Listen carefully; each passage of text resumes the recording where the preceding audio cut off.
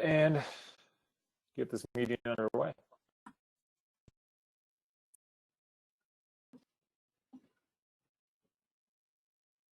Okay, good evening and welcome to session 2 of our first virtual clinic.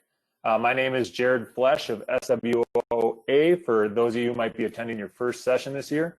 And to everybody else, welcome back. All right, I wanted to start off the session this time with, excuse me here. There we go. During Jeff Stern's presentation, we talked a little bit about O2Os, and I got the impression that not everybody was familiar with it. O2Os, as we mentioned, stands for official to official communication systems. Basically, what they are is just two-way radios. They operate on an open frequency. It allows you to talk to your crewmates during the game. Downside to this is it is an open frequency, so every now and then you might be surprised by a local construction crew or somebody else who might find the same channel you guys are working on. But it's easy to get away from that. You can just find a new channel and do something like that. Now, I'm coming from the position of a strong advocate for the O2O systems. I've always thought it's improved communication with our crew. It's made things easier on the field. But I do know that there is a contingent out there who don't necessarily like them or don't use them as often as what I might use them when I'm working a game with them. But I just wanted to give some more information about the systems themselves. I do know we have quite a few officials who are working, you know, their first or second year, might be just working a sub-varsity schedule, youth games. You probably don't need to go out and get an O2O system for yourself. This is probably a crew decision. So if everybody on your crew has one, that's when it probably makes sense. You probably don't need to be showing up to a random game, working with random partners and have your O2O there because it might not be of any service. All right. So as I mentioned, I've felt that the O2Os are advantageous because it does allow us to become quicker with our mechanics on the field with our own communication.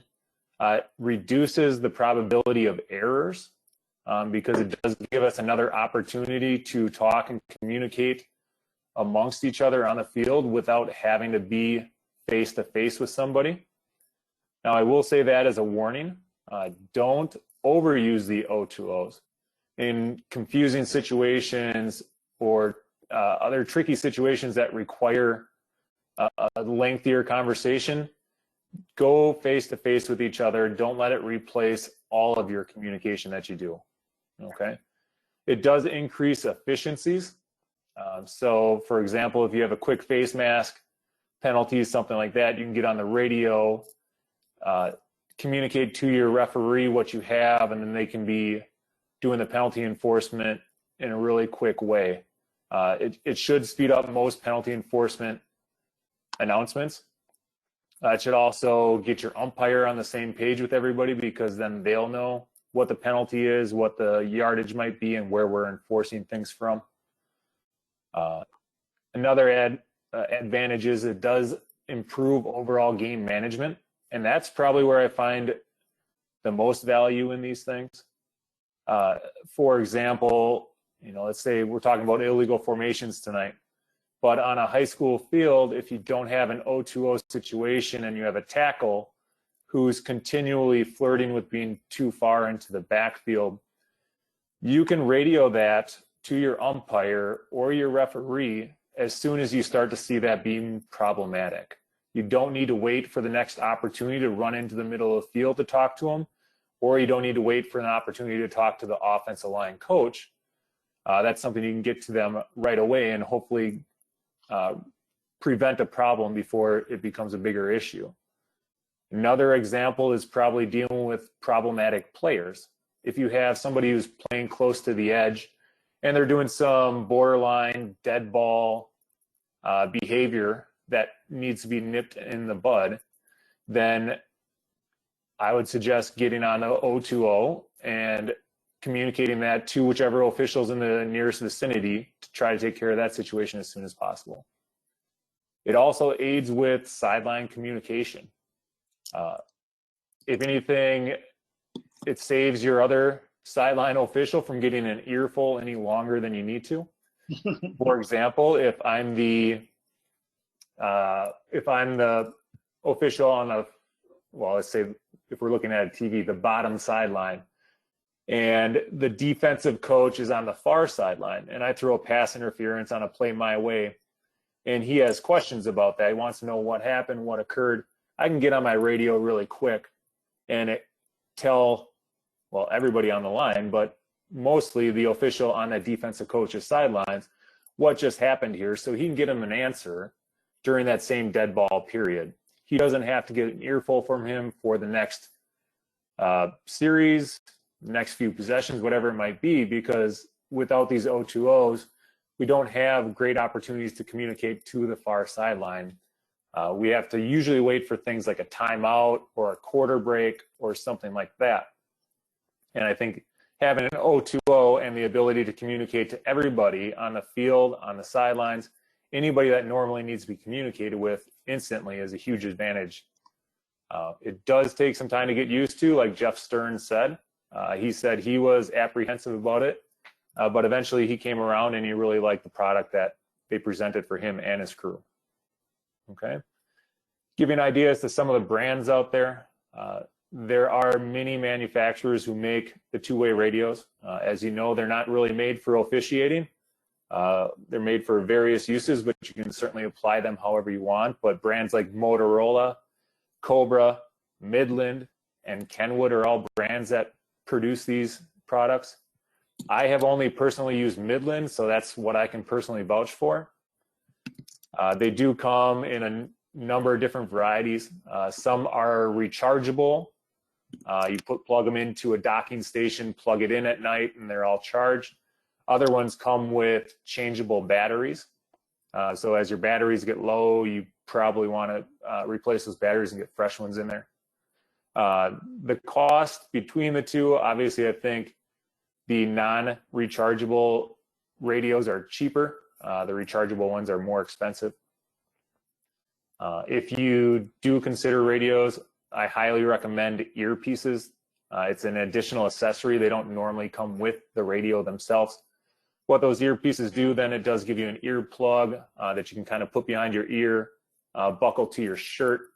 And sometimes there's a microphone or a lapel that goes near your collar that'll pick up your voice when you want to talk.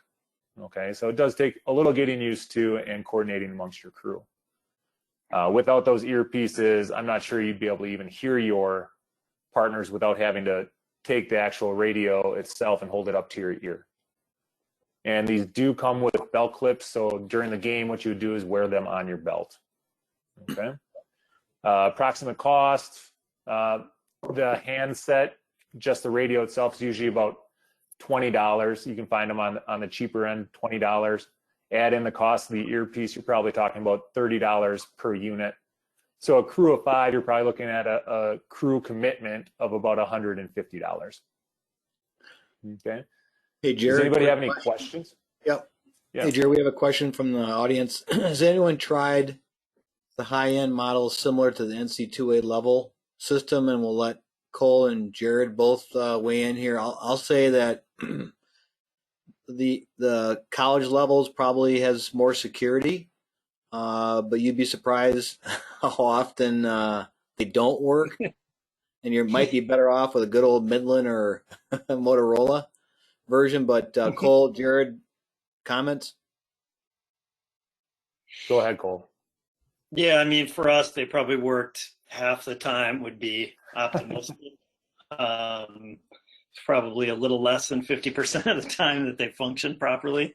So if I were you guys, I'd go for one of these others that's maybe a little more reliable, and even if it's a little less secure. Hopefully ours improve, but maybe they'll use the coronavirus shutdown time to improve our Vocero O2O communication. Now, correct me if I'm wrong, but I think your Vocero systems are all closed frequency, right? Mm-hmm. Okay, that's what the Big Ten uses in the MAC conference. I'm in the Missouri Valley Conference, and we actually just use Midlands. So the same radios that I used when I was working high school, Division III is the same radios that I use in the Missouri Valley Conference. A couple other questions. Do we know if there are custom earpieces that can be had? I'm sure there are, but I don't know of anybody that would do that other than maybe working. There are do-it-yourself kits. You can get a do-it-yourself kit that will form to your ear. It's like a putty foam type thing that you just set in there along with your ear plug.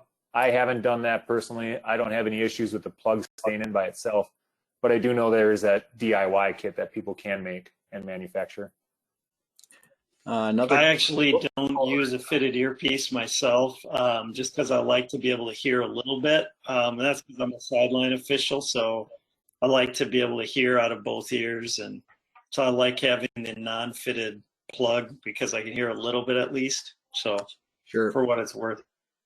Other question, do we need to worry about coaches or the audience listening in on the refs? I think maybe take that from a standpoint of whatever we say over the radio, we probably want to assume everybody can hear it. We got to be careful with how we use it. But talk about, using it when you're in the vicinity of a coach. Well, first off, I agree with what Greg said. Being that these are open frequencies, you never know if somebody else is going to be on there. Normally, nobody is, but you should operate under the understanding that somebody could be, whether it's a coaching staff, a fan, or somebody like that. When I'm in the vicinity of a coach, if I'm on the sideline, I'm not communicating a whole lot. If the coach is asking questions about specific players or calls, I'll communicate that stuff. I would just want to be professional about how I'm communicating. I don't want him to think that we're talking on there constantly because we shouldn't be. And I don't want to give him any impression that we might be distracted by the use of the radios. So I kind of do it when I'm on the sideline on a need to do basis. Yeah, and I would say as well that if we ever have a situation where we're overruling a call or where we're disagreeing about something, we always huddle up on those, and we don't rely on the 020 when we've got, if somebody calls pass interference and I have a different opinion and I'm going to overrule that or at least have the conversation, then we're going to get together. We're not going to do that over 020. So most of the things we do in earshot of the coaches is confirming numbers, confirming what people had, etc. So, yeah, that's a good point. Same thing with like penalty enforcement. If you think we marked off a penalty wrong or should have been enforced from a different spot, maybe get the attention of your crewmates by saying something into your radio, but don't have the whole conversation at that point. Run in, get to your umpire, get to your white hat, have that conversation face to face off of the radios. And then if you need to communicate what happened to your back judge, the other sideline official afterwards, then use your radio to say what happened. All right, one last statement, and Chuck Hobley was good enough to look up the Vocero is $1,100 per user. So I would stick with that $20 version and probably have a better experience. All right, Kole, Jared, those are the questions we have so far. Thank you. Okay. All right, we'll move on.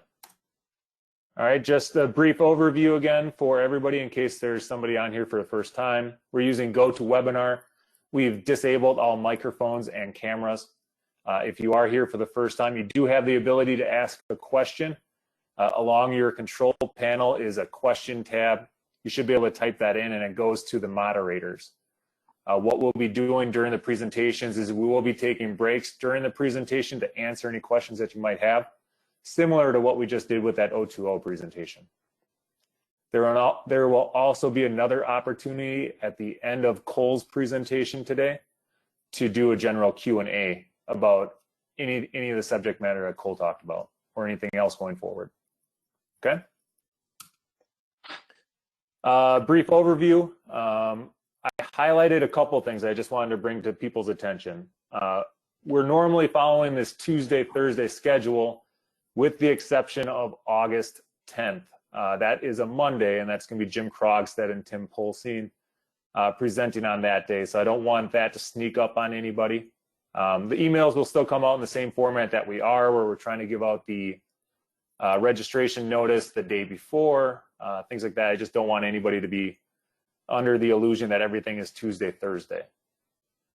I also want to draw everybody's attention to Mike Carr, our final presenter. Mike is an NFL official. His date before was always to be determined, and now we have him penciled in for Tuesday, August 25th. So those of you guys keeping a calendar of these sessions, go ahead and mark down Tuesday, August 25th for Mike. Okay.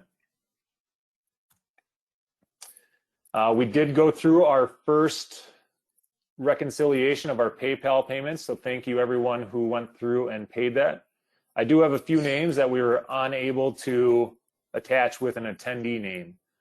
So if you see any of these 5 names and recognize them, just send an email to the swoafb@gmail.com email address, and then I'll get that associated with your account.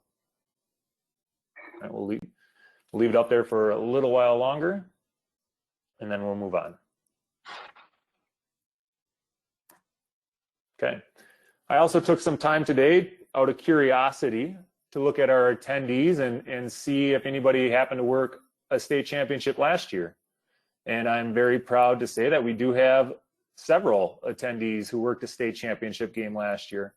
So Josh Skog out of Oliva, John, I'm probably going to butcher this because it seems like a lot of consonants without a vowel in there, but I'm going to say Murdut from Glenwood City, Mike Gustafson, Joe Ornstein, and Paul Bloyer are all officials who had the opportunity to work a state championship game last year and were also choosing to attend this virtual clinic as well. So I applaud you guys and commend you guys for making the decision to continue to further yourself and develop yourself as an official. All right. With that being said, I'd like to introduce our next speaker. Kole is a friend of SWOA. He's a head linesman in the Big Ten. His topic today is ineligibles downfield, as well as formational fouls. Being a line of scrimmage guy, he should be a great subject matter expert for us along these topics. I think the reason it's a point of emphasis at the high school level this year is with more offenses doing these hurry-ups, RPO plays, they're seeing that the ineligibles downfield are becoming a call that that we could probably improve our call accuracy on. So I know Kole has a lot of that planned in his presentation today too. But a little background on Kole. He started officiating in 1990. I believe he was probably about 6 years old when he started officiating. He did work high school for quite some time. He worked a couple WIAA state championship games. His most recent one was in 2010.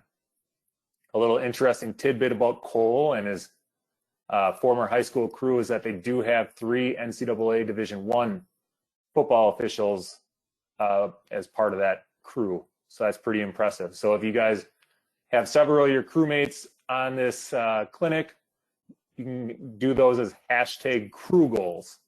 So, all right. So at the college level, Kole was hired into probably the Missouri Valley, I'd imagine, back in 2010.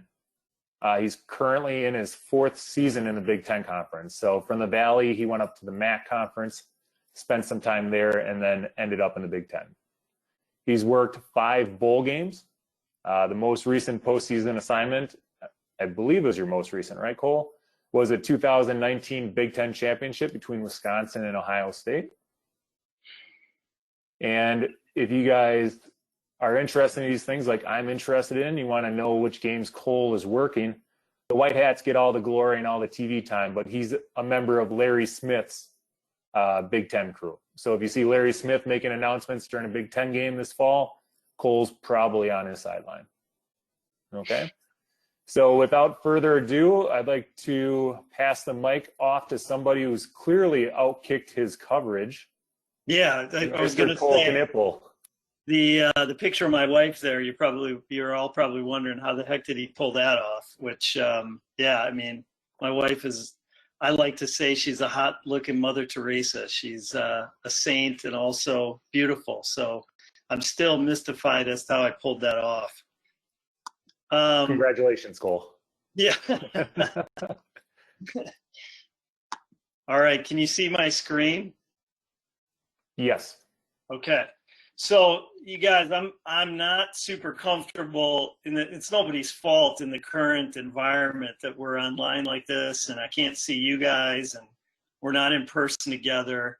And so I'm going to talk at you a lot more than I normally would. I'd normally make this a little more interactive, but it is what it is. So we're going to talk a little bit. You know, I will say after all those accolades, you know, that 2019 Big Ten championship game, you know, some of you might be saying, I wonder if that's the guy who missed the false start, and you would be correct. So it just shows you that, you know, this is a very humbling avocation, because you go through a season in which you worked really, really well. And actually that game, our crew did really, really well. And yet, you have this call that you missed that haunts you through the off season. Literally, I wake up at night sometimes thinking about that. So you got to try to move on. And I say that, I share that with you because as I go into this and share, you know, quote unquote, my expertise with you, this is a very, this is an avocation in which every single game we work, we strive for perfection, and we'll never get it. There are always things that we don't do quite like we should. So this is going to be illegal formation in an eligible man downfield, and I put the two acronyms on there so that when I use them later, you know what I'm referring to, ILF and IDP. I'll also say about this that, you know, I'm going to focus on this primarily from the line of scrimmage position, although with the ineligible downfield, that does, you know, that can at times involve the umpire.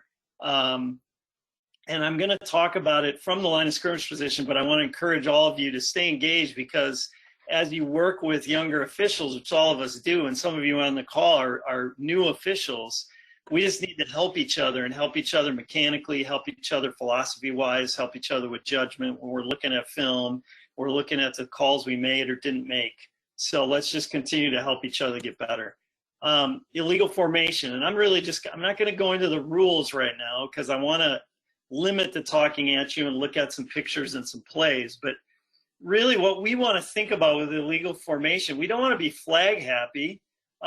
So how do we think about this? And what I mean by flag happy was we don't want to be over officious with the rules. You know, we've got a wide receiver who's coming out, who's trying to line up on the line in front of me as a line of scrimmage guy. And I know because of the formation that he wants to be on the line, but he's lined up incorrectly and he's off the line. In that situation, I'm going to talk to him and I'm going to communicate. And after the play, I'm not going to throw my flag. I'm going to say, hey, if you want to be on the line, you got to move up. You got to check with me. I'm not going to talk to him when the snap is imminent because I don't want him to move while they snap the ball and create a foul. I'm going to wait till the play's over and say, hey, 82, if you want to be on the line, you got to move up. And I'll tell you guys something. I'm not trying to big time you at all here, but nationally televised games, I've had receivers off the line of scrimmage, and he was the fifth guy in the backfield, so it was technically a foul. And I didn't call it, and I just told the guy after the play. And then I look at the film, and it's like, yeah, you know, you can barely tell he's off. And it would have been a game interrupter flag. So with illegal formation, even though it's a point of emphasis, you know, we just don't want to be flag happy and have a ton of game interrupter fouls. We really want to communicate. I'm going to show you some plays. So what we're after is, back to bullet point 1, we want to prevent the offense from getting an advantage by tackles cheating on passing downs. Is one. So I'm going to show you some plays in a second where clearly the tackle is back because he's in pass protection and he wants to gain an advantage on the defensive end. Even in those situations, for you guys working high school games and even, you know, many D3 college games, my advice to you is people are not used to them calling illegal formation before a tackle being back. So communicate and tell them, talk to them before you start flagging everybody. and give them a chance to correct. You'll find that often coaches will say back to you, and this is at every level, they'll say back to you, oh, I thought he just needed to be breaking the center's rear end instead of breaking the waist of the center. They're supposed to be breaking the center's waist. And many coaches at every level will say, oh, I just thought he had to be touching his rear end in terms of where his helmet is. No, coach, he's got to be up. He's got to be breaking the center's waist. So we just want to teach them and coach them. If you warn them and they continue to do it, flag them, because now you told them, you warned them, and the guy didn't move up. So we don't want to be flag happy, but we don't want to let teams cheat. And then secondly, with special teams plays, and I'm going to show you an example, and this is where we need to know our rules. You know, when they use numbering exceptions and they go dipsy-do and they shift and they do all this stuff, they need to be correct on those, because if they're trying to fool the receiving team, that's another case in which we're going to throw our flag and we're going to get them for an illegal formation if they try to use the rules to their advantage. So I'm going to give you some plays here just to get a little bit of illegal formation going. And then maybe we can pause for some questions. This is an example of a team which passes a lot. This is UW-Platteville, and I'm sorry, you guys, I was trying to get high school plays, but I just couldn't coordinate it with my Milwaukee guys. So if you look at the right tackle and the right guard, these guys are clearly they're not even breaking the center's butt with their helmet. So if they were breaking the center's butt with their helmet, I could warn them and tell them to move up. You know, why are they back so far? Well, because they're going to pass it. So they want to be in pass protection. So this is the case where if I had these guys in a high school game, I'd warn them and say, hey, you guys got to get up. And I would tell the coach, and this is critical, you have to tell the head coach, your right guard and your right tackle need to move up onto the line. They need to be breaking the center's waist. And then if they don't correct it and they're like this, that is a foul. So again, they're doing that so that they can have an advantage. Same team, same game. Later on, again, look at how far the guard is back. And what a shock, they're running a pass play again. You know, that guy is lined up in the backfield. So now if we had warned them earlier in the game and he's there, that is a foul for illegal formation because they have more than 4 in the backfield. So I will say this before I go on, you guys, if I say something wrong relative to high school rules, I apologize. I was trying to, make sure that I had all my verbiage correct, and I'm going to try to have it correct relative to the high school rules. If I make a mistake, I apologize. So again, a guy's back this far after we warned him, we're gonna throw our flag and call it illegal formation.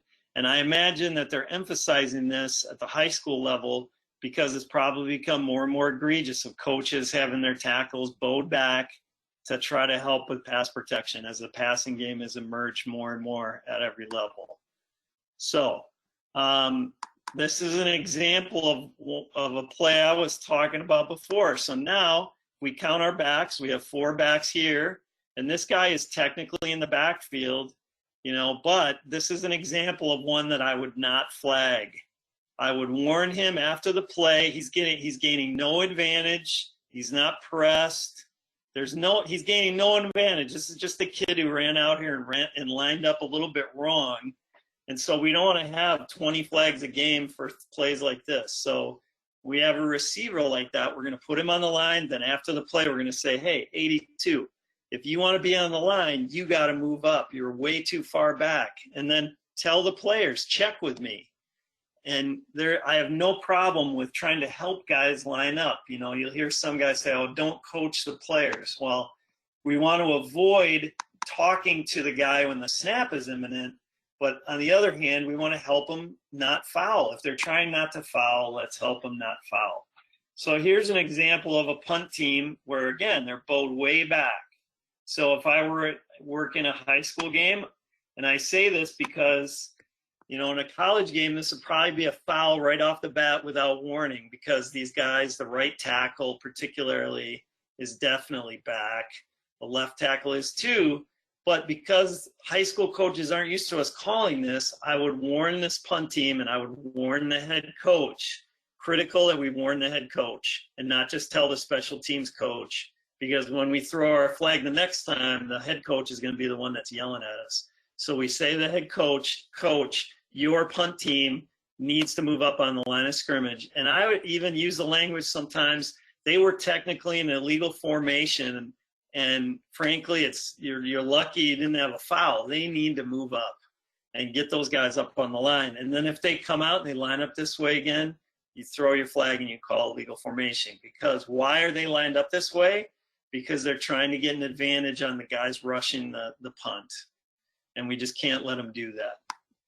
So now this, and I don't want to get too crazy technical here, but for guys who are working college, this is an important concept. And guys who work in high school, talk about the nuance in a rule. I don't want to go deep into the rule book, but more and more teams are doing this kind of stuff. So this is you'll see the guy going in motion here who is on the end of the line. I'm going to show you the end zone view in a second.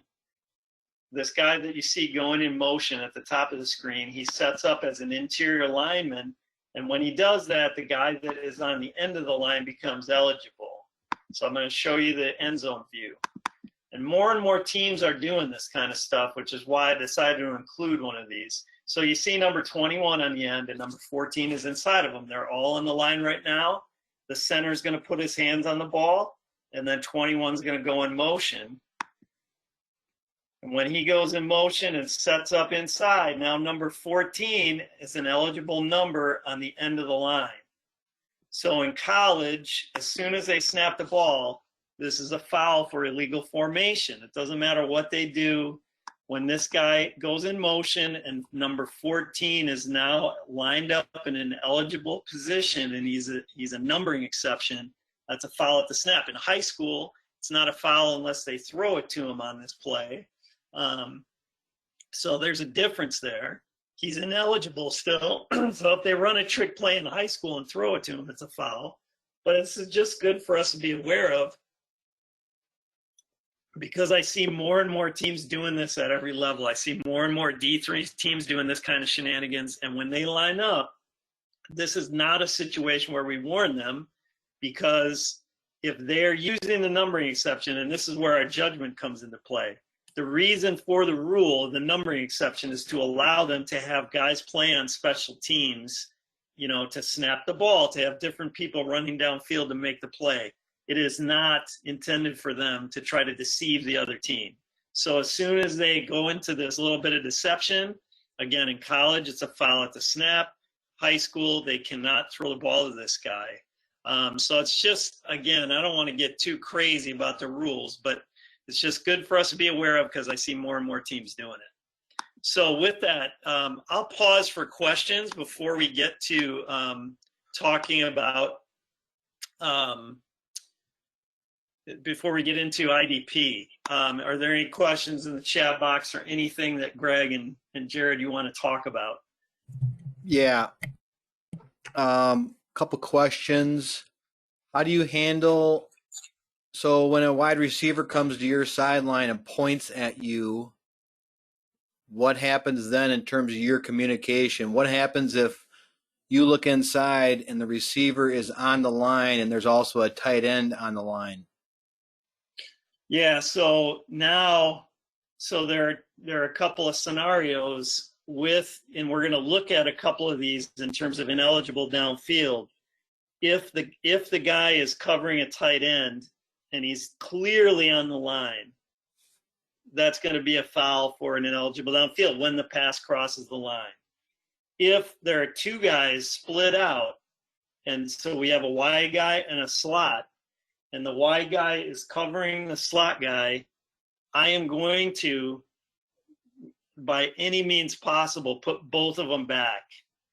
And I'm going to put I'm going to put one of them back. So I'm going to make them legal if it's two split guys, because again, they're gaining no advantage. If they're covering a tight end, it can really fool the defense. If they're both split out, it's a different scenario where I'm going to make one of those guys legal and then talk to him after the play and avoid a flag. and that will be acceptable at every level. You'll get supported at our level. You get supported in D3 with Tom. You'll get support. I mean, in high school, they won't even notice because, you know, 2 split guys, it's not a big deal. If he's covering a tight end, it's a different situation. If the guy points, just in terms of communication, I will tell him if he can hear me, I'll say, you're on the line or you're back. And that's what I just tell him, you're on the line or you're back. And then after the play, I will talk to him if I know he was supposed to be somewhere else and he was potentially fouling on that play. So hope that makes sense. Yep. Let's see. Do you involve yourself with players on or off the line, opposite side of your, opposite side of the ball? There's different philosophies on this, and some guys will try to signal to each other or communicate via O2O. I find that it's really challenging, and so no, I don't involve myself, only because I may, after the play, we can have a late flag for illegal formation if I think we had one and we missed it for some reason. But otherwise, I'm going to let my guy across from me do the same thing that I just described. Like, he may be in communication with the coach or talking to the guy after the play to say, hey, you need to move up on the line. So, we're going to signal to each other. And I decided not to talk about all those nuances of line of scrimmage mechanics of pointing back and, all that stuff. But we're going to signal to each other if we have a guy back. So that's going to help us determine if we have 5 in the backfield. But if I don't have a signal and I don't know what he's ruling across from me, I'm just going to let him deal with that. And then we'll have a conversation. And if we missed one, we missed one. And if, but I would rather have that than me throw my flag and then find out, oh, the guy across the field from me was ruling that this guy was on the line. And that's just a bad situation. Sometimes teams come out and they intentionally cover guys up because they're going to run a play. And so they're intentionally putting everybody on the line and they're going to run that direction. And so it's like we can jack ourselves up if we involve ourselves with the other side too much, other than obviously signaling to each other. So makes sense. Let's see. Can you describe again what would be a no warning flag for formation? So on a when I've got a tackle, so this is hard to do over Zoom, but we operate with what we call the warn zone, which is the distance between the center's his belt or his waist and the end of his rear end. And so if a guy's helmet is in that zone, if a tackle's helmet is in that zone, he's in the warn zone. Once we can see daylight between the tackle's helmet and the center's rear end, now he is in a position where he's fouling. So in our game, because we've been emphasizing it for 4, 5, 6 years now, they all know if they're in that position, it's immediately a foul. I guess what I'm saying to you is that high school coaches are not going to be ready for that to be automatically a foul. So if I were working the high school level, I would, more than likely give somebody a warning, even if they were in that zone where he's, you could see daylight between the tackle and the center's rear end. And I hope that's not too complicated, you guys. But I was just thinking about, you just don't want to have 20 flags a game. Right. And I would guess that there are a lot of people fouling. I had Waukesha West a few years ago in a high school game, and they were actually lined up illegally every single play. And that coach is a really good coach. And I was explaining to him that they were illegal, and he had no idea what I was talking about because all their linemen were they were touching the center's rear end, but they weren't breaking his waist at all on running plays, on every single play. And he had no idea what I was talking about. And he's a very good coach. So I would just be careful to not be flag happy and try to communicate and get guys moved up on the line before you flag. Yep. And that catches it up with questions then, Cole. Thanks. Okay. So Hey, Cole? Yeah. One other question. I'm doing some giveaways, and I meant to ask you to give me 3 numbers between 1 and 140. Could you do that for me, please? Holy cow. Yeah. 74, 8, 9. All right. Thank you. Proceed. Yeah. All right. So I'm gonna talk high level first, and then I'm gonna go back to if I were starting out as an official. So if you're newer to this, I don't want to overwhelm you. So I'm just saying that, but I do want to talk to the guys who are working college and challenge them a little bit, because they're probably doing some of this.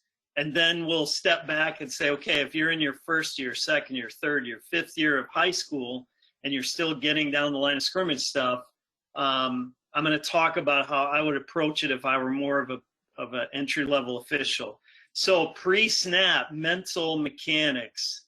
There are 3 lines that we need to work toward having in our head and taking a mental snapshot of these lines. So let's say we're on the 23-yard line and we're going to the 30 and it's second down. So now the first line is the line to gain. I want to look at the 30, take just a mental snapshot of where that is, the line of scrimmage, where I'm standing, and actually look on the field and take a mental snapshot. And then our ineligible downfield line. Now this is a line that's become more important the last couple of years at our level. And from what I see at D3 in high school, more and more coaches are running these what we call RPO, or run pass option, where the linemen are charging out as if it's a run to pull the linebackers up, and then the quarterback pulls the ball out and throws it. And so it takes incredible discipline for the linemen to stop before they cross this IDP line. And so we now are primary on that call as line of scrimmage guys. So again, this is like, if you think about that old school movie, The Matrix, where, Keanu Reeves, originally, he can't even fight. and then suddenly he's able to kind of see the punches coming. And then he moves from seeing the punches coming to winning the fights. And then he sees the bullets and can avoid them. And then by the end, he's got his hands up and he's mentally knocking the bullets down. These 3 lines are like that if you're working line of scrimmage. So I'm going to get into if you're starting out. But before I do that, empty your head of everything else. So if we're on the 23, don't say, you could say second down, but think about the 30. Don't say 2nd and 7, because now you got the 7 floating around your head. You got the this, the that. Look at the 30 and the 23 and take mental snapshots of those, because then you're going to be able to officiate the play. So get those other meaningless numbers out of your head and just try to keep these 3 lines in your head. If you're new, start with the line to gain. So in other words, if you're at the 23, just build into your pre-snap to look at where the line to gain is, the 30. And the reason I start with that one is you're going to be able to officiate a much better game if you know where that line is. And now the tight end runs across, catches it right at the 30, and is knocked backwards. Now I know as I'm coming up to the 30 that I got to decide whether it's a first down or not. And I'm going to make that call while I'm running to the 30, because I know, he was at the 30 and a quarter. It's a first down. So now I'm going to sell the crap out of that. And you're going to look like you know what you're doing because you knew where the line to gain was. So work on putting that line in your head every snap. And then secondly, the line of scrimmage. That's the second one that's most important. That's going to come into play more than, because you got teams running bubble screens and trying to use the advantage of having guys block out in front and a guy catch it right by the line. So again, knowing where that is and being able to help crewmates to say, no, he caught that behind the line, or that pass was over the line. Again, that's a place where we can be helpful. And then the last one is this IDP line. I mean, we, at our level, I work with some exceptional guys, and we talk all the time about how to get better at this, how to get better at this, how to get better at this, because it's really, really hard. So if you're starting out and you're new, don't start with the third one. Start with a line to gain, and then when you have that in your head 100% of the time, then go to the line of scrimmage and have those two.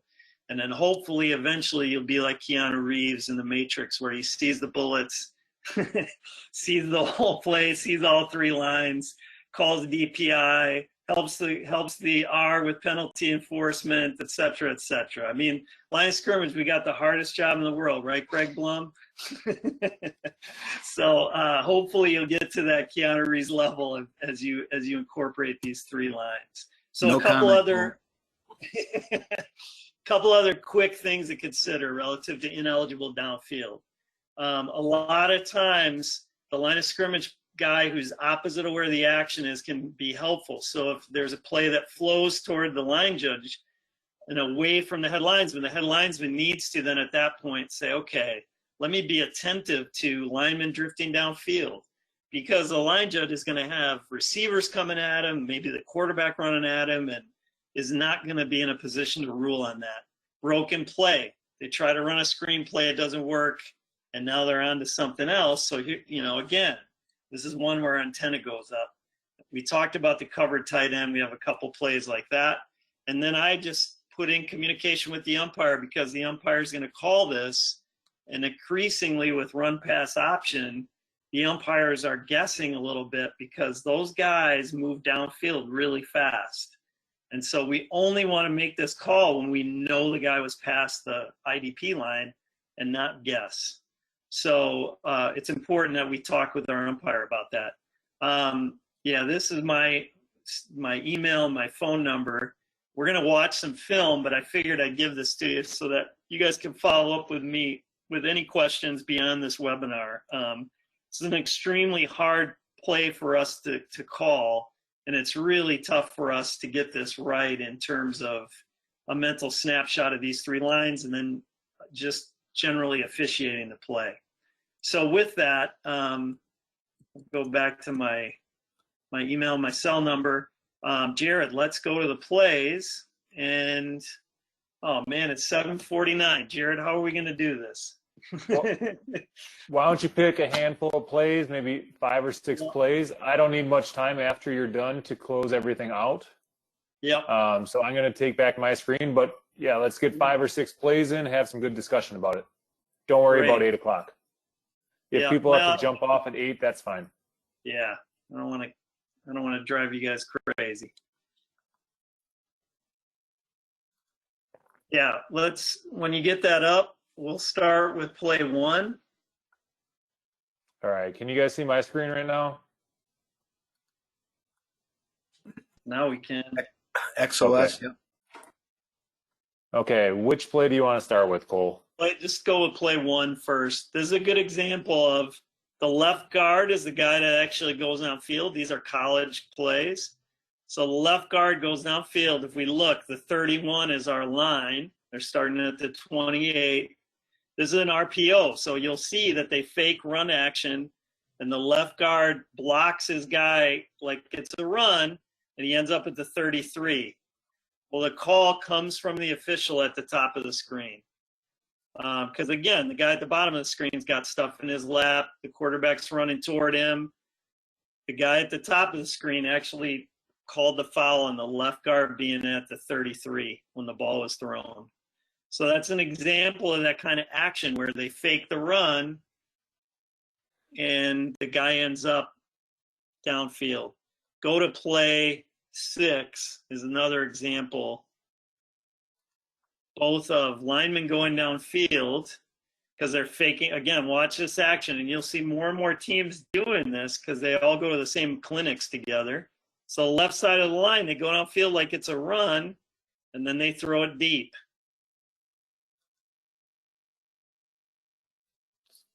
They're and the call 4 or comes 5 yards downfield right now. Yeah, and the call comes from the official at the bottom of the screen, again, because he has no action in his area, so now his head goes to, okay, where are my linemen?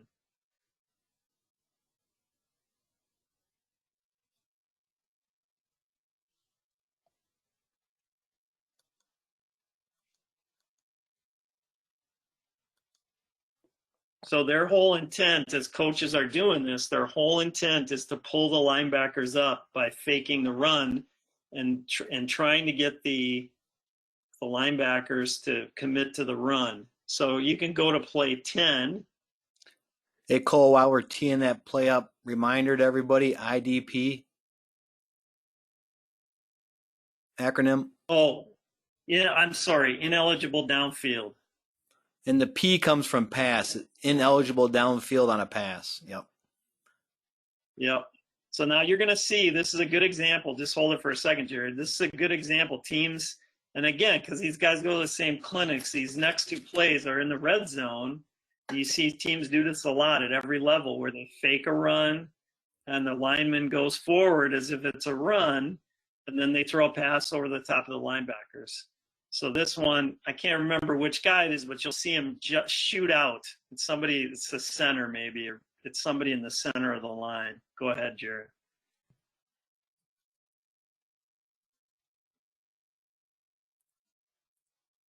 Looks like a guard, maybe. So he shoots out and gets 5 yards downfield really fast. And then the linebackers come up to play the run and they throw it behind them. And that's why they're getting an advantage on this, and why you're going to see more and more of this in your games, because it's a huge advantage. Now, we called this and called back the touchdown. So one more of these RPOs. The And next Kole, one, play if you got a lot of these quick hitters, if you have a lot of these quick hitters, feel free to do more plays too. That's cool. Okay. Play 11, which is the next one. This is another example of a red zone play. And if you saw this game, you might even remember this play. Now I think it's number 50 goes downfield. They're at the 22. So hang on for a second, Jared, or just rewind it. So again, if we, as we're, oh, sorry, brother, if I messed you up. No, that's what I was going here. Hang on. As we're looking at this as line of scrimmage guys, and we work on getting our lines down, we put ourselves at the IDP line 3 yards downfield. Well, as this play is developing, this guy again shoots out with the whole goal of pulling the linebackers up to create space for the receiver. What is happening here? That's all right. Why don't we, if it makes sense, because I have some broken plays and then some. Hey, Kole, let's just announce to everybody that we'll go till 8:15. If people have to leave at 8, no problem, but don't rush it. Yeah, okay. I'm going to reload this here. Yeah, okay.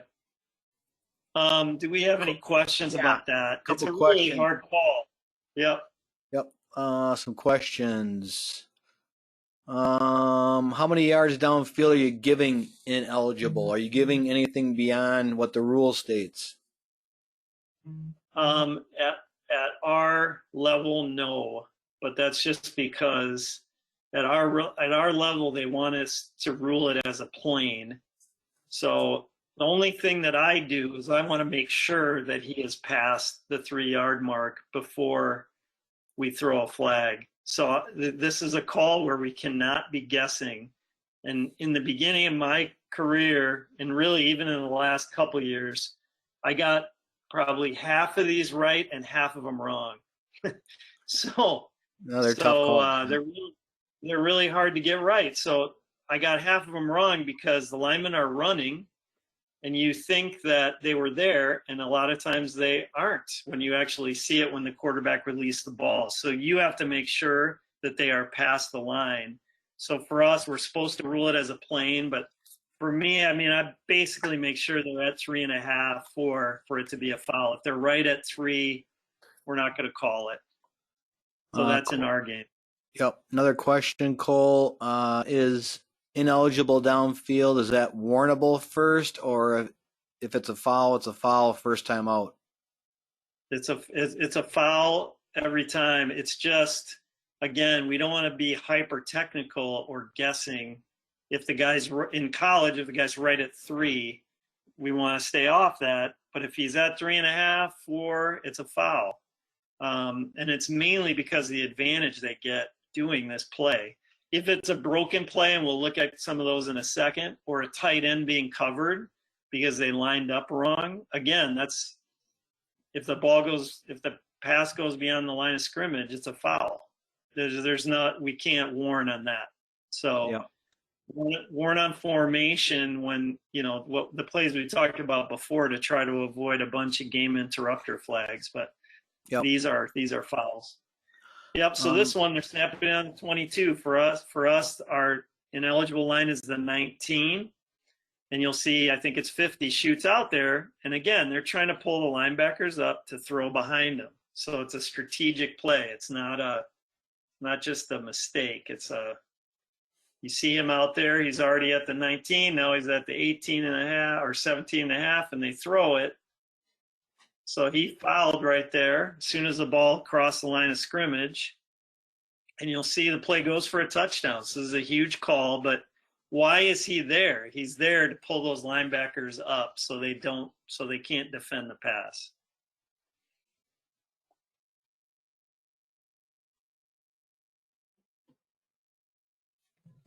All right. Which play do you want to go to now, Kole? Yeah, we can go to, these are a couple of broken plays. Play 12.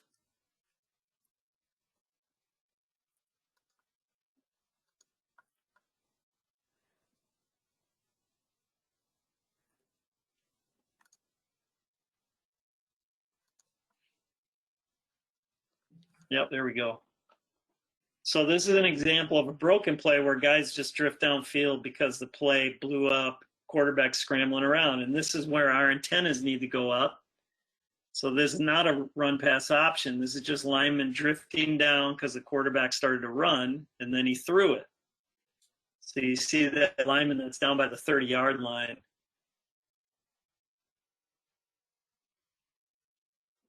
Or at the 33 when the quarterback throws it. So the official at the top of the screen is the one who called it on this one.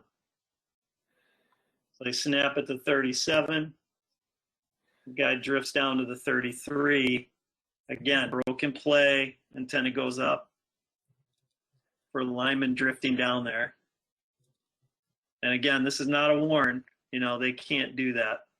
So he's at the 33, almost the 32. That's a foul. And then same thing, the next play. This is another broken play. And before we go on, I will comment on something that Jeff Stern mentioned last session. Jeff said umpires are primary on ineligibles downfield, and that's probably the case by the mechanics book. But with these RPO plays or even broken plays, there's a lot of action going on for that umpire, and it becomes complicated for them to, one, tell when the ball is actually released, and two, they might not make it up to the line of scrimmage. They might not have that depth perception that a line of scrimmage official does. So even if the mechanics book says umpire is primary on these calls, as a line of scrimmage official, just like Kole's talking about, you need to be aware of the line of scrimmage as well as your 2-yard expanded neutral zone in high school. So, and just a quick editorial comment on that, what helps you get better, and if you're a newer official, this is the thing you want to learn, which is we're hyper focused on certain players right at the snap. And for line of scrimmage guys, we're really attentive to the snap. We've got our tackle that we're reading, and then we have a key that we have, an initial key. Once the play starts to happen, though, we've got to broaden our view and see the play and officiate the play. And that's kind of a learned skill that you develop over time to read the play and then be attentive to the context of the play. So broken play like that, and I'm the line of scrimmage on the top, I don't care if it's 5-man, 8-man, it doesn't matter. The play is all going toward my partner's side unless I have an idiot committing a personal foul up by me, you know, away from the ball. I really don't have anything to watch except to backside officiate and try to catch these guys drifting downfield, watch for illegal blocks on the backside, and just broaden my view and become, you know, an official who's seeing the whole play. And that takes some time to get that mental shift from the hyper focus at the snap to then broaden out and really take in the whole play. So we can go to, Jared, we can go to play 16, which is a tight end who's covered. And this is just, I had a couple of these, but we can just look at one because it's, so the tight end is covered at the top of the screen. I was notorious for lining up wrong on this formation for some reason. I don't know how many of these they've had this year, but it seemed they had one every other game. So, yeah, so the tight end's covered. You can play it at the top of the screen. Goes out for a pass. And now, again, it's not a foul unless the ball crosses the line of scrimmage. But as soon as the ball crossed, it's a foul. At that point, 4 yards downfield. Yeah.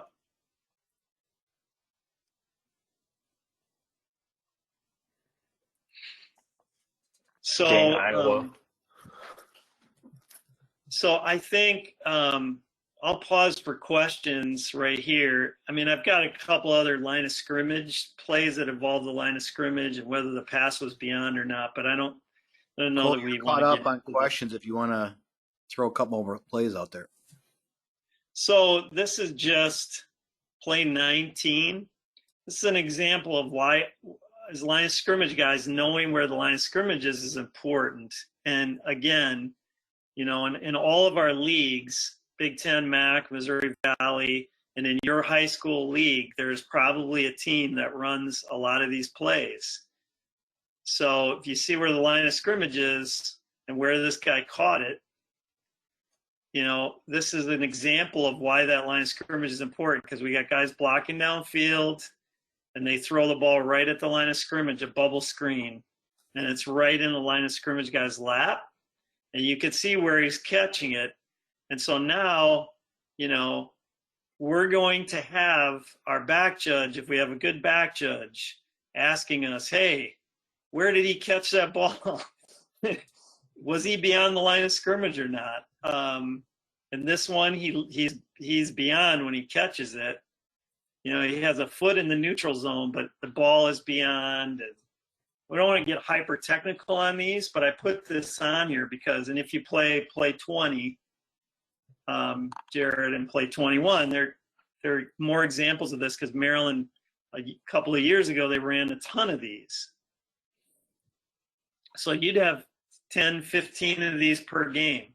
So rewind it to the beginnings. This is an interesting, but more and more teams are running this, you guys. It's like they go to the same clinic. So this guy runs from the right side. He runs all the way across. Guys are blocking for him. He goes past the line of scrimmage and then dips in behind-ish and catches the pass. Now, where did he catch it? And again, we need to be able to answer that question when we have teams that do this.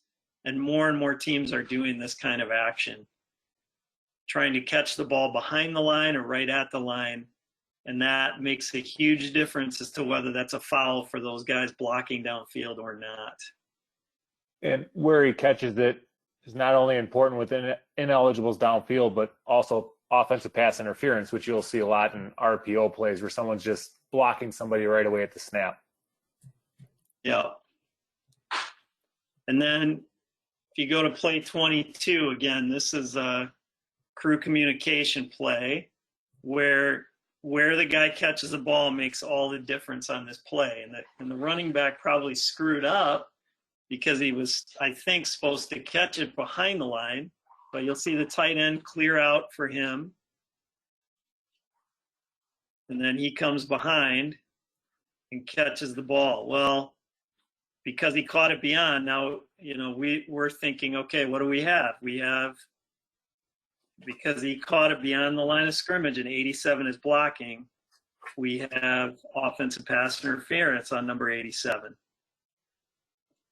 So again, this is where piecing it together with our back judge maybe.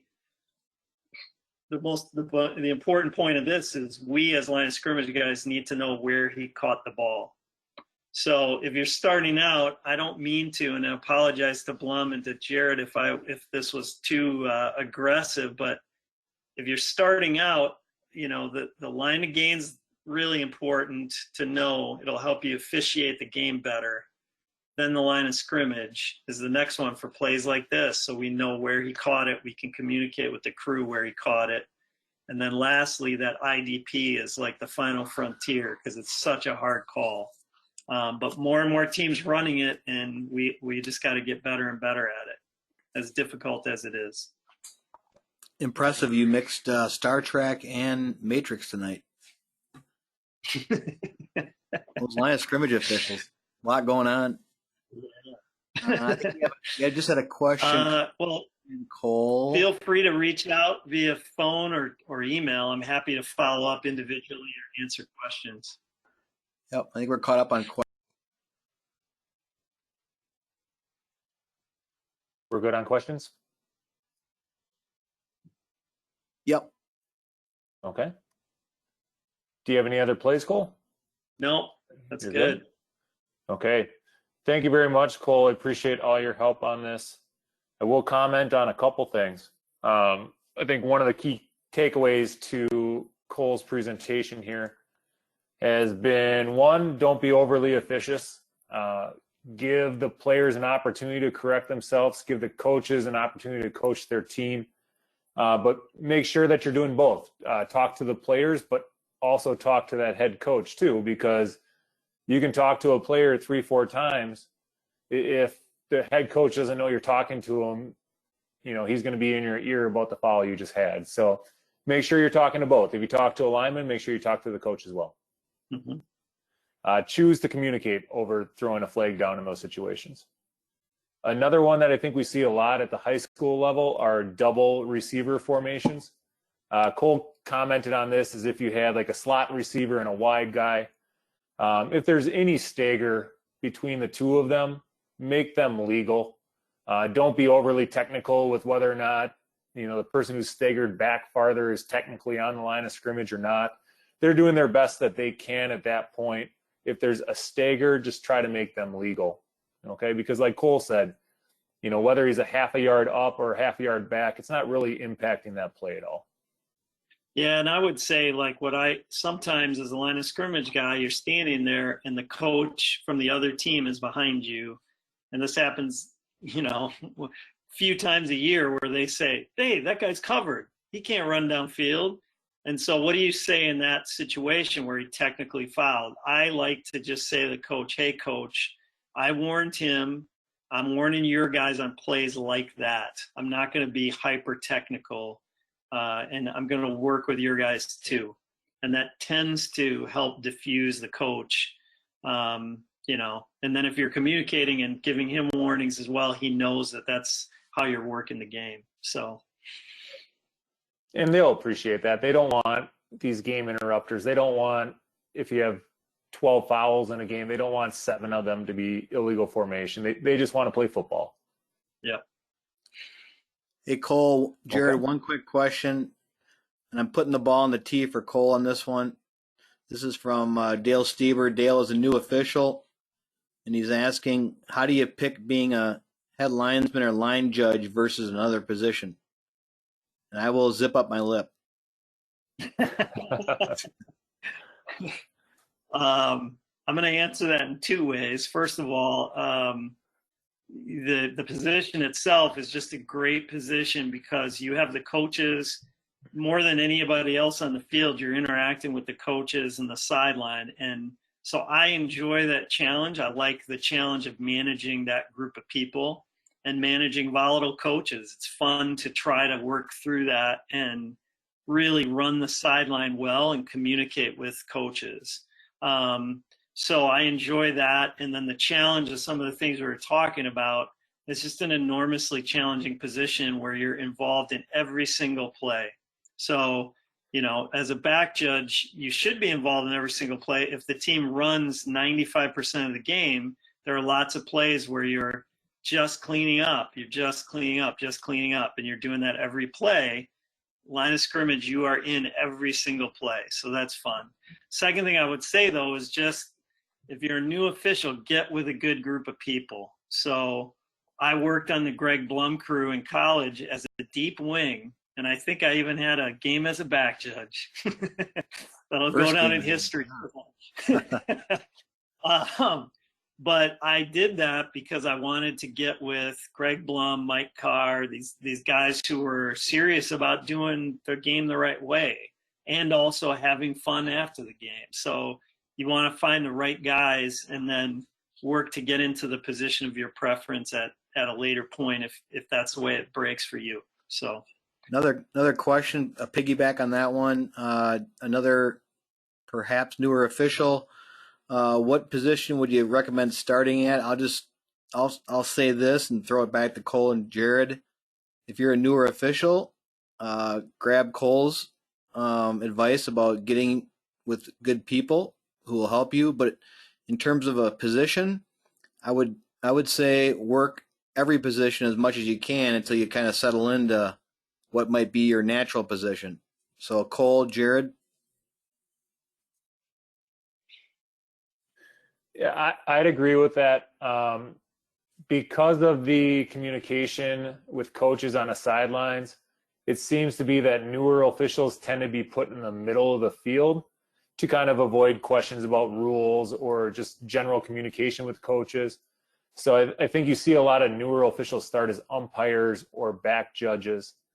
But to Greg's point, if you're working youth football games or sub-varsity games, give yourself some opportunities to get experience on the wings. You might find that you're better suited for that, or you might find you're a really good communicator that can benefit crews on Friday nights or even Saturdays if those are your aspirations.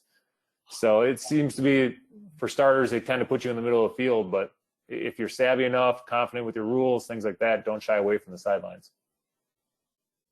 Yeah, I mean, I think to reiterate what I said, just find the right group of guys, because you don't want to be with guys who are complaining about everything and negative about officiating and just kind of putting in their time. You want to find people that take it seriously, but also have a lot of fun off the field as well. That is the magic combination. So.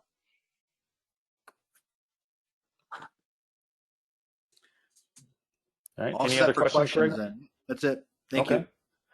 All right, Kole, you're the best. Thank you very much. You are done if you want to be. Otherwise, we just have about a couple more minutes left here. All right, we already did the question and answers. Just a reminder, the vast majority of everybody has paid, and I have seen a couple emails come in claiming those PayPal payments. But just a reminder, if you haven't paid, the information's on the screen right there, as well as the emails. Please don't make us track you down. We'll give you an option to be removed from future emails or something like that if you choose that this clinic's not something for you anymore. All right. Thanks to everybody. I do want to announce the winner that Kole chose, David Marson from New Richmond. So, David, I will be mailing you a rules by topic book as well as a mechanics illustrated book. I'll be putting those in the mail tomorrow morning. So thank you very much, Kole.